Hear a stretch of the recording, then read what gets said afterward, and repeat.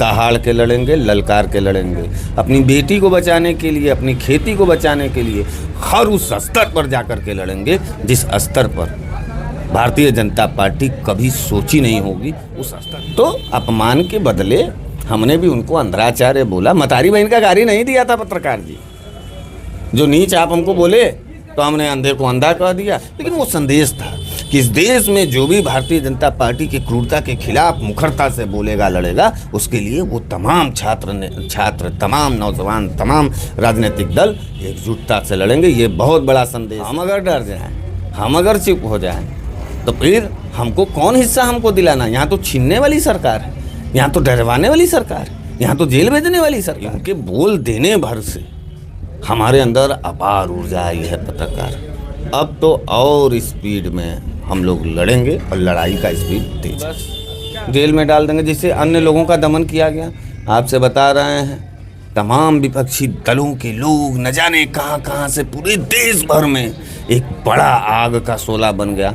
2 दिन और रोका होता ना तो खलमन, फिर उसके बाद नमस्कार साथियों, इस समय वाराणसी में है और जिस तरीके से बनारस वाले मिश्रा जी को जेल भेजा गया, उनके समर्थक, उनके छात्र हर एक जिला से रोड पर उतरकर रिहाई की मांग कर रहे थे। तो आज हमारे साथ बैठे हैं, अब जेल से बाहर आ गए हैं। स्वागत है आपका। बहुत बहुत धन्यवाद भारत की सोच के पूरे टीम को और आपको। देखा जाए, एक आपका टिप्पणी उस पे किए थे रामभद्राचार्य जी पे, क्या मामला था? देखिए, उसमें कुछ था नहीं। कोई व्यक्ति पत्रकार जी आपको अपमानित कर दे, या आपकी जाति पर, या आपके धर्म पर, या आपके रंग पर, तो आप एक मनुष्य होने के कारण और स्वाभिमानी मनुष्य होने के कारण क्या करते हैं? तुरंत रिप्लाई दे देते हैं। जैसा वो बोलता है वैसा ही देता है आदमी। अगर ये लोग कहें कि नहीं देता है, तो तमाम अदालतें में इतनी मुकदमे हैं, इतना FIR हो रहा है, वो रिप्लाई का देना है। तो रामभद्राचार्य जी हम लोगों के ब्राह्मण जाति में, देखिए 2 बयान हमको उनका बहुत तिल मिलाया। मतलब जो 2 बयान से, मैं जातिवादी व्यक्ति नहीं हूँ, धार्मिकवादी व्यक्ति नहीं हूँ, लेकिन मैं देखिए, मैं हर वर्ग के लिए बोलता हूँ, मैं हर वर्ग के लिए लड़ता हूँ। तो मेरी ये जिम्मेदारी है कि जब मेरे भी जाति के ऊपर अगर कोई टिप्पणी करेगा तो हमको उसका रिप्लाई देना होगा। उन्होंने बोला कि ब्राह्मणों में उपाध्याय, चौबे, पाठक और त्रिगुणाइन और दीक्षित, ये अधम और नीच ब्राह्मण होते हैं। इनके क्या पानी नहीं पीना है, इनके क्या बेटी का रिश्ता नहीं करना। तो हमसे पत्रकार साथी ने, आप जैसे पूछा, अब जैसा कोई पत्रकार साथी आया पूछा कि महाराज जी तो ये कह रहे हैं, तो हमने भी कहा कि कौन बोला? तो उसने बताया कि रामभद्राचार्य जी ने बताया। हमने कहा रामभद्राचार्य मत बोलो, उनको अंधराचार्य बोलो।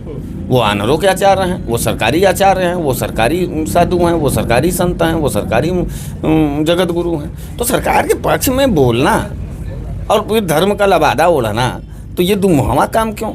इससे बेहतर है कि आप खुल के चले आइए एकदम सीधे राजनीति में, और राजनीतिक बात जब आप करेंगे। फिर दूसरा का बयान, उसी बयान में रामभद्राचार्य ने कहा कि हम तो बड़े खुश हैं, मरे मुलायम कांसी राम, जोर से बोलो जय श्री राम। ये बताइए, ये हमारा धर्मगुरु कहेगा? और किस बात का धर्मगुरु जी? हमारे हिंदू धर्म में 13 अखाड़े हैं, 13 अखाड़े में कोई जगत वो नहीं है। हमारे 4 शंकराचार्य हैं हिंदू धर्म में, उसमें भी उनका नाम नहीं है। तो कहाँ के धर्मगुरु हो गए? और ये धर्मगुरु मानना न मानना, बाबा भीमराव अंबेडकर साहब ने संविधान में ये दिया है कि आप माने चाहे मत माने। हम नहीं मानने वाले लोग हैं, उनको जबरदस्ती हमको मुकदमा करा के जेल भेजवा दिया और कह रहा है कि नहीं तुम मानो। अब बताओ पत्रकार भैया, हमको गाली भी दिया, हमको नीच भी बोला। हमारे घर में 2 पाठक हैं, मतलब बेटियाँ जो आई हैं शादी हुई, 2 पाठक घर की आई हैं। हमारी माँ उपाध्याय थी। हमसे तमाम जो है हमारे जो साथी हैं, मैं तो जातिवादी नहीं हूँ, लेकिन बताने के लिए तो बोलना पड़ेगा, जो OBC हैं, जो दलित हैं, वो हमसे पूछे कि हे गुरु जी, ये उपाध्याय जी लोग, दीक्षित जी लोग, पाठक जी लोग, चौबे जी लोग, ये नीच ब्राह्मण होते हैं। गुरुजी ने कहा, ये बताइए हमारी शादी फला उपाध्याय जी कराए थे तो हम नीच ब्राह्मण से शादी करा लिए। फला दीक्षित जी हमारे बच्चे का नामकरण किए थे तो नीच ब्राह्मण ने हमारे बच्चे का नाम। देखिए, और तेज गुस्सा लग रहा था। तो अपमान के बदले हमने भी उनको अंधराचार्य बोला। मतारी बहन का गाली नहीं दिया था पत्रकार जी, जो नीच आप हमको बोले तो हमने अंधे को अंधे, बस इसी बात से उतिल मिला गए। भारतीय जनता पार्टी के वो धर्म गुरु हैं, भारतीय जनता पार्टी के धर्म गुरु हैं, पूरे देश और हिंदू धर्म के धर्म गुरु नहीं है। उसमें 3-4 तो चिलगोर टाइप के थे, भड़क उठे तो FIR हुआ। अच्छा, FIR होगा तो पुलिस भी तो योगी और भाजपा के मानसिकता का है। उपाटा से आपके घर में डकैती हो जाए, चोरी हो जाए, हमला हो जाए आपके ऊपर, उसका FIR लिखवाने में आपको कई तो पैरवी कराना होगा। ये आप भी जानते हैं, हम भी जान रहे हैं, तमाम यहाँ लोग बैठे हैं, सब लोग। वाजिब सवलिया के लिए आपको थानवा पे दौड़ते दौड़ते आपका खून सूख जाएगा भैया, FIR नहीं होगा। लेकिन ये देखिए, वो एप्लीकेशन दे रहा है, तुरंत हमारे ऊपर मुकदमा हो रहा है। हमारे एडवोकेट जी उस धारा में, जो धारा हमारे ऊपर लगाया गया IT एक्ट और ये वो, उसमें अभी बेलबान दाखिल नहीं कर रहे हैं कि उससे पहले ही जो हमको 151 में उठा करके ले जा करके जेल में डाल दिया, जबकि 151 में निजी मुचलका पे भी छूट जाते हैं लोग, कानून कहता है। तो इस तरीके की हड़बड़ाहट और तड़पड़ाहट देख करके बड़ा खुशी हुआ कि चलो बहुत बढ़िया हुआ कि कम से कम भारतीय जनता पार्टी और पुलिस इतनी सक्रिय है। यही का हम लोग भी जा करके बोले और आगे बढ़े। एक तरह से जब आप जेल में थे तो ऐसे सुनने में आ रहा था कि विरोधी, आपके विरोधी हैं, बोल रहे थे कि अब जेल से बाहर आएंगे तो उतना वो नहीं रहेगा, मुखर होकर नहीं बोलेंगे। क्या डर गए हैं क्या? ये भैया बोल तो रहे हैं हम आपके समान में, देश के लोग उन्हीं सबों का बात सुन सुनकर देश को तो इतना दलिद्र बना दिया। उन्हीं की न बतिया सुन रहे हैं 10 साल से। अब भिखमंगों की स्थिति में चले गए कि नहीं चले गए? बहन बिटिया का इज्जत, रोटी बेटी और खेती का सवाल सब तो अधूरा हो गया। तो इस तरीके का जो बात है उनको बोलने दीजिए।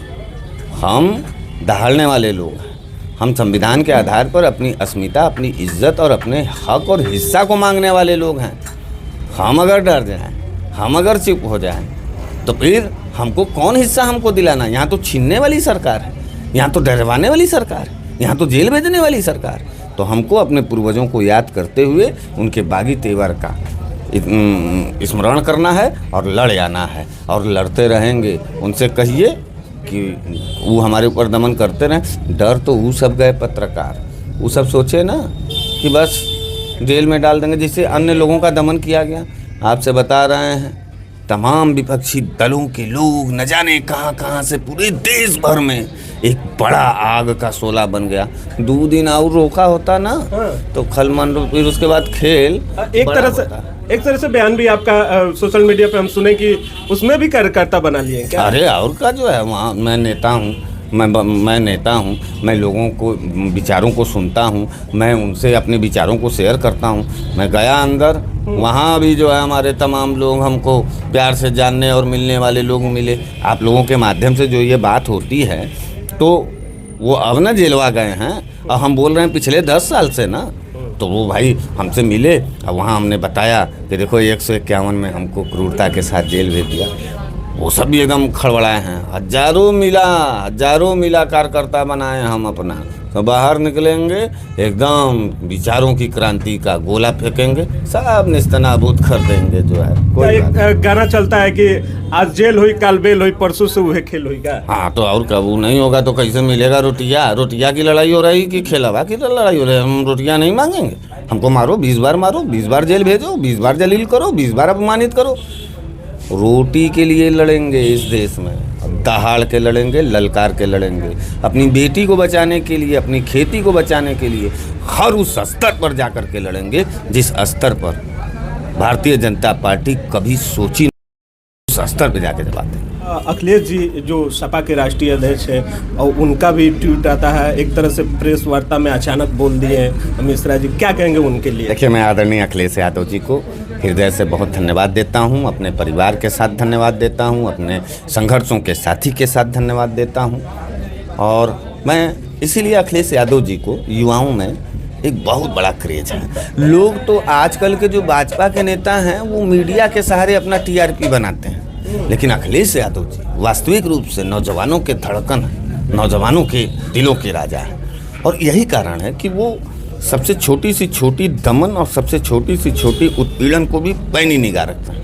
बताइए, हम तो उनके पार्टी के नहीं थे, हम तो समाजवादी पार्टी के नहीं थे, लेकिन समाजवादी पार्टी का राष्ट्रीय अध्यक्ष पूर्व मुख्यमंत्री उत्तर प्रदेश ने प्रेस कॉन्फ्रेंस के दौरान कहा कि बोलने पर पाबंदी है, इस देश में बोलने पर पाबंदी है, बोलने पर जेल भेज दिया जा रहा है। बनारस के मिश्रा जी को भी जेल भेज दिया गया, सोशल मीडिया पे चल रहा है। तो इनके बोल देने भर से हमारे अंदर अपार ऊर्जा आई है पत्रकार।